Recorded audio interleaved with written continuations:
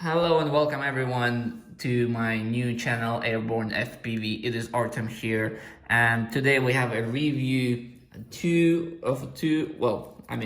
the same one, so just one Tramp Nano VTX, which is we're gonna do unboxing. We're gonna measure it. We're gonna see the weight. We're gonna see the actual dimensions, and we're gonna see what comes in the box. And I'm gonna share a few of my ideas and concerns about this exact VTX.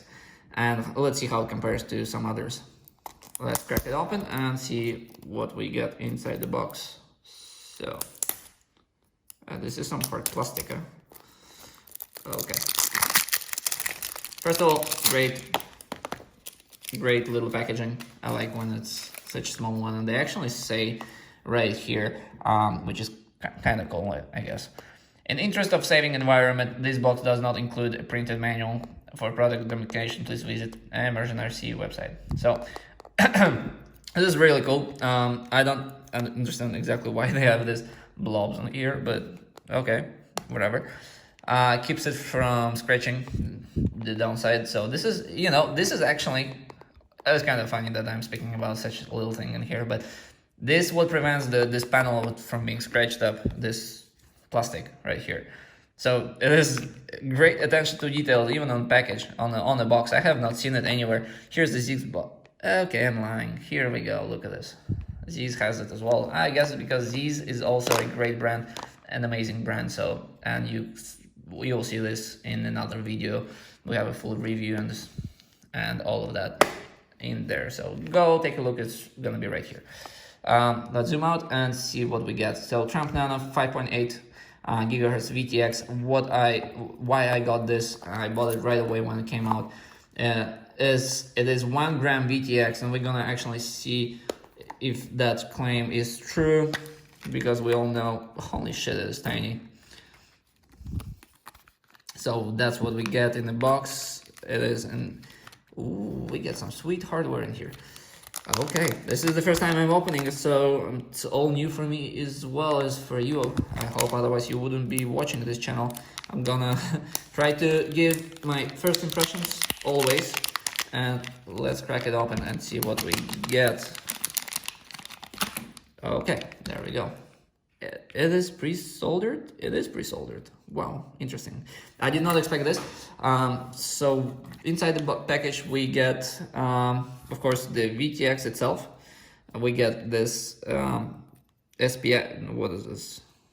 Let's take a look.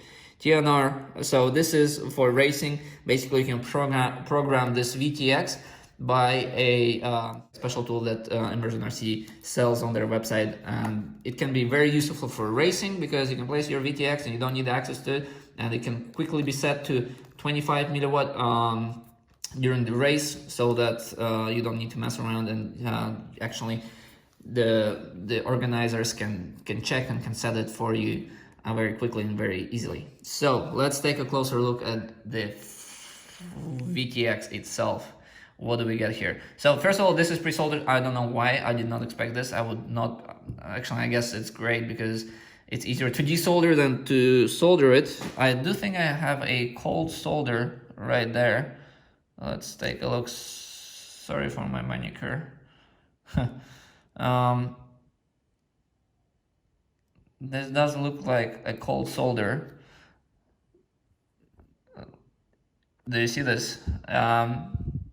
It does not look to be soldered correctly. I can be wrong, but I would definitely reflow that. I mean, shit happens, so that's not a big deal for me. I don't even need to be soldered. Other than that, let's see what we get. Let's dive in closer and see what we get with this VTX. So inside the box, of course, we get a that looks like 16 by 16. I might be wrong, maybe 20 by 20. An easy way for me to check would be on a Z's board, it being 20 by 20. Let's see if that would be 20 by 20. Yes, okay, so we get a 20 by 20 mount. This is great to see because, not many VTX actually provide those. We get a spare wire, twisted wire. This is, again, very unique. You don't see that too often. And I have not seen other people speak about that too much. We get this pad. I'm not entirely sure what this meant to be. If you know, please comment on a comment below. I would suppose it is for mounting this board for quick settings with a device that they sell, emergency cells. And okay, we get a heat shrink, kind of oversized, overkill maybe. And of course we get a grommets. Grommets are always good. I do like to have them. So that's great. Installing this one. What I do not like about this VTX, and I am sorry, Immersion RC, but I do not understand why would you be leaving those rough edges. Let me try to focus it. And I mean, what's the point? You know, why do you need those? They're not copper. They don't they don't, you know, work like a heat sink or like a radiator or anything. And again, same ones right here. Why do you need those? I mean, this is just, I don't understand that. Other boards do not have it, other VTX do not have it, so why would you leave it? And they actually sharp, like you pinch them and it's actually painful. Like, I don't understand why would you have them. Other than that, this VTX is phenomenal in terms of quality, what I can see. So it's copper. The copper is exceptionally thick, as what I can tell, the board. Let's see if we can actually, let's measure it and take a look what it would be. I guess it's about 1 millimeter or maybe 1.8. Yeah, it is actually 1 millimeter board instead of, I think thinner one is 0.8. So it's thicker, it will have a better dissipation, and you can see that it's copper coated on the sides. Let's see if you can manage, if I can manage to focus it. So it's copper coated on the sides, which helps with the heat dissipation. It has a copper plate right here again for heat dissipation, I suppose. It has a built-in system for heat control, which sounds like a much better system compared to other VTXs on the market. And again, the soldering, everything, it looks exceptionally well done. And the packaging, while the price is a little bit higher than let's see, TBS what do you call it, Nano Pro 32, we get extra stuff. We get 2020 mount, we get the heat shrink, we get the pigtail, we get this pre-soldered quick settings with, if you have the tool, or if you're going racing, then your organizer will probably use that tool to preset your VTX to 25 milliwatts locked. You know, and the little things like this cable, even it's really good to have. Also, I have not seen many reviews of this VTX, so I'm going to be putting it to the test. We'll see how far it goes and compare it to Nano Pro 32, but that's going to be coming in a week or two.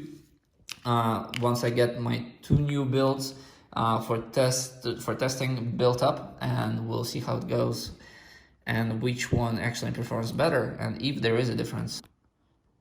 I'm using a rapid fire on my Orca goggles, so I'm hoping to get maybe some advantage by using this VTX instead of other. I'm going to be doing direct comparison of this one versus a TBS Nano Pro 32 on a ground test. So I'm going to be setting at 25 milliwatts. I'm going to use the same antennas, use everything the same, remove this pigtail and use just the antenna, and set them side by side and see if I can get any kind of difference in terms of signal quality on my goggles.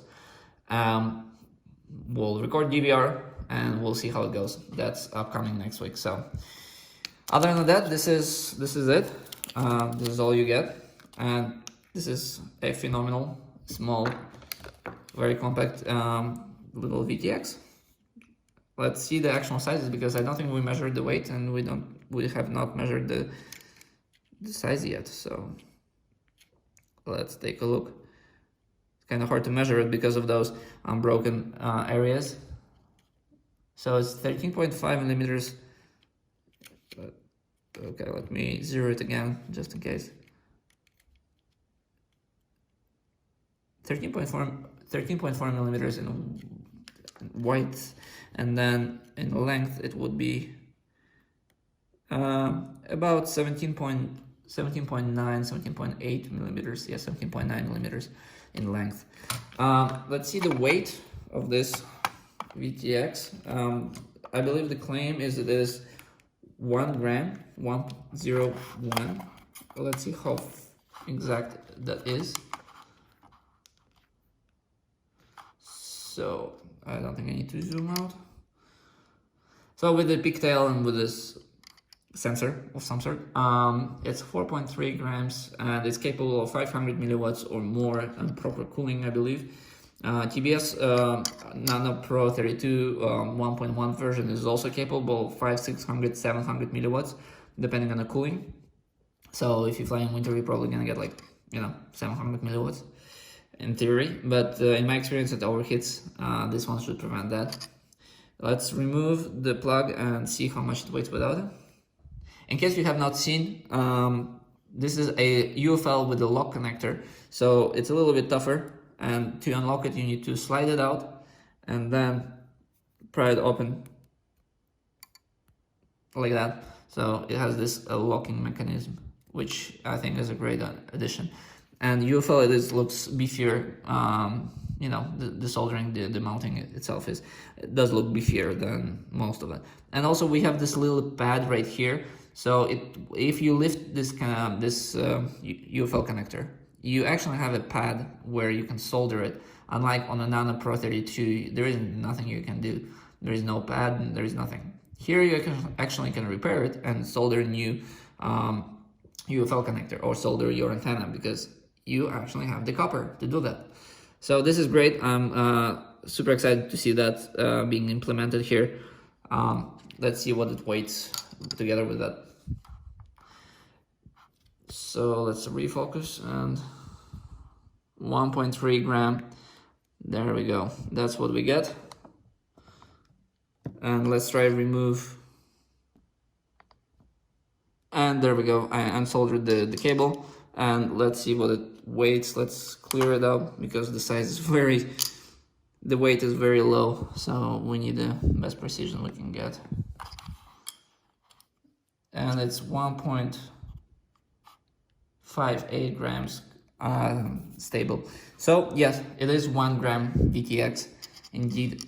And let's try to add some weight so that the pigtail is exactly 3 grams almost, in case anybody wondered. We'll clear it and let's see. Again, 1 gram 0.5. So it's not 1.01 on my scale, but it's damn close. So thank you, Immersion RC. This is amazing. If you like this video, please like and subscribe, or dislike it if you didn't like it.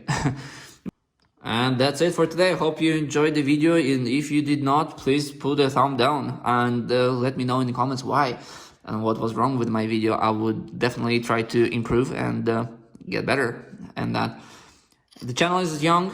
I'm gonna bring you a lot of content, and it's gonna be upfront with the most recent developments on the market. Always gonna try to give you the latest and the best things out there. And I hope you liked that video and learned something new, and this little VTX is absolutely a great little addition to your fleet. If you're looking to buy a VTX, I would definitely recommend this one, because there is almost nothing on the market right now that beats this one. Overall, there are smaller ones, there are cheaper ones, there maybe a little bit more powerful ones like TBS Nano Pro 32, but I think this actually will last longer because of the built-in protection circuit and the way they made the cooling and all of this. Actually, I would prefer probably this one, and we're gonna be doing a test, so subscribe, don't miss it. Put the ring down in the right corner of the video, ring bell, so that you don't miss any new video that's coming up next week and this week actually as well, a few more videos.